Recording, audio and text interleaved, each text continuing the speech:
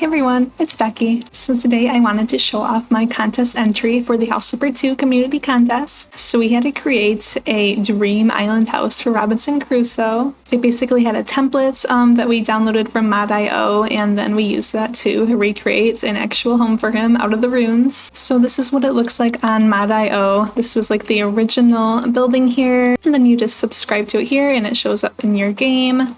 And this is what I turned it into. So I feel like the rules were a little vague on what we could and could not delete. So I'm not sure if I did it completely correct, but that's okay. I'm sure they'll be a little lenient since they weren't super clear on everything. But this is what the website looks like, House Flipper 2 contest. So you have until the end of January to do this. So you have a couple more days if you see this the first day I post this, if you want to quickly add in a little build of yours. This is the grand prize. I think it'd be pretty cool if I won it. I would do a whole unboxing video and everything. It's literally a computer made to look like a little dollhouse. A very interesting custom build. And I'm hoping that I can at least be one of the winners that gets the House Flipper 2 supporter pack. That would be fun. So this step number 3 is the part that was confusing to me. This is basically all they told us. You can remove all elements from the plot except for the fragment of the ruined house, the wall, and a portion of the vault. I have no idea what the vault even was, but I kind of just did most of the main shell that they gave us and just kind of turned it around, turned the roof area around, and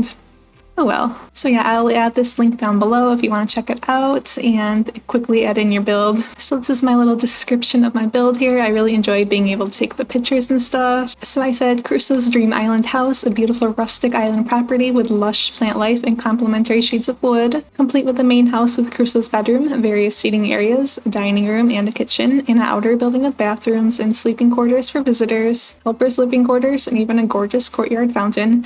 This has become a true getaway. So this is how you turn up on my property here. It's definitely an improvement from the old rundown vine-filled fragments of a house there. I tried to keep it nothing too super flashy just because this is from the 18th century, early 19th century. I can't remember exactly when this was. I don't know much about Robinson Crusoe. I feel like this was kind of a weird idea for a contest build, but I started to enjoy it once I got into it. So we start off next to this little lobster buddy, and this is our island property. It's nothing too huge. Let me fly upward and we can see the whole property at once. I added in a lot more palm trees, and then you can see my additional buildings there. I kind of made this little lookout tower into an actual treehouse kind of lookout tower, and I added in just a lot of plant life, and I did a lot of yellows, tans, browns for the woods, just to try and make it blend in and be nothing too colorful and wow in your face. So yeah, really beautiful island property. Here is my little fountain pool courtyard area. I used the little trick where you turn a pool upside down and then it has the water flowing in here. I added in some succulents down there. It kind of looks like a little tide pool. I think that's a really fun little effect. And then I just surrounded it with rocks and plant life. I really like these little pink flowers. I think they add a nice little touch into this. And then I just surrounded it with this little fence. Kind of the perfect way to round out the little living area here. Here is Robinson Crusoe's main house. So this is the part that I made out of the original fragment. I again surrounded it with a ton of tropical plant life. It's got some vines growing up on the sides, some vines growing up on this top little window area. I gave him a nice big front porch. He's got some flowers in the pots there. A nice welcoming area for his seafaring friends. Here's what it looks like when you first step into the house. I have the nice tall ceilings. It goes right up to the staircase right there. And then you can see the kitchen off to the right, and then the bedroom off to the left. And then you can kind of see through those cute little arched windowways into the back, which is where the dining room area is. How about we head up these stairs first? You have a really nice view with that front entryway from up here. I love all the vines that I did, those round windows, and then I have this little plant area up in that bump out that I made. I think that looks pretty cool, and those vines there above the front door. Really pretty. So this area up here is kind of like a living room seating area. So I have a couch over on this side, a newspaper and a lantern above it, some little decorations, some lights, some vines, and on the side a couple more chairs and decorations. And obviously this is a really big focal point of this area up here, all the vines surrounding all these nice windows, and then the doorway up to the upper balcony. Pretty simple balcony up here, but the view kind of speaks for itself. I just have a few lounge chairs and a couch out here for Crusoe and his other captain friends to hang out. Okay, we'll head back inside. I really love the tall ceilings in here and those beams that I put across the ceiling. I think they add a really nice touch. And now let's head over into the bedroom. So this is his desk area. I have these rolled up newspapers to kind of be like maps perhaps. And of course I did some fun vines in his desk area. It just looks pretty nice there. This is my little custom made bed that I made using some beams. I kind of made them into a canopy bed. I wish we had some curtains in the game, especially like some translucent ones. I think that'd be really cool to try and make like a mosquito net type of thing around it. That seems like it would be pretty realistic for that time period. But I think it turned out pretty cool how I was able to make it with some of these wall pieces and then the beams. He also just has a rug and then 2 side tables flanking the bed with some lanterns. This little area right here was the perfect spot for a dresser with a mirror. And then over here I just made like a built-in shelving area. So I have the different wooden shelves there on the bottom and then some brick shelves up there for display items. I have some mounted fish, some books, and then some other little knickknacks up here. And then I have this vine trailing across it and it's going all the way over to those vines over there. And then I have a couple of oars up there. I definitely enjoyed including all this greenery and stuff into the house. Definitely a tasteful touch and not like the overgrown greenery that there was originally in this property. Right here is the little back hallway. So I just added in some benches, a big blue marlin, I think that is. And then I just have a map of the world. I just searched Robinson Crusoe map and this showed up. So I don't know if this is an original Robinson Crusoe map or not.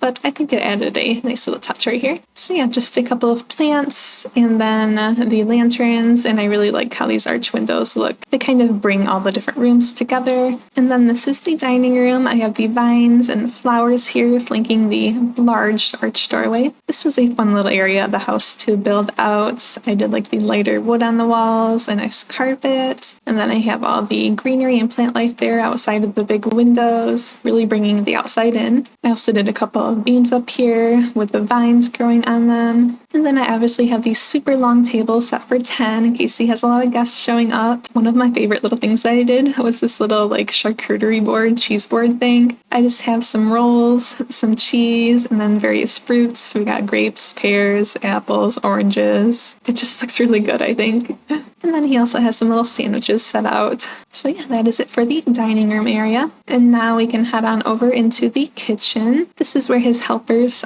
prepare all of the meals. So I've got some fresh green and red peppers right there. And then over here we have some pineapple and some watermelon ready to be cut up. And then some more grapes right here. I again have the vines trailing along the wall there. And then some more back here along this back wall. We've got some pots and pans hanging up, some jars for spices and other supplies, a nice sink right here, and then a big brick oven. Over here we have some alcohol and some glasses. And I also really like this tile that I did back there. I think it looks really nice and complementary to the wood. So yeah, just a nice big kitchen right here. And now we can head outside to the helpers' quarters. They just walk right along here into their little home area. And then the same thing right here. And then they can walk into their bathroom area. So we have a toilet, a sink, and then 2 showers. So now we can head back outside and look at the other house there. Oh my gosh, I got an achievement, marathon runner. Yay! I am a marathon runner in real life, so that's pretty fun. Okay, so we head out of the main house, and here is this other building. This door right here leads to the bathrooms. So I just have 2 matching vanities here on either side of this front entryway area. And then these 2 doorways back here have little matching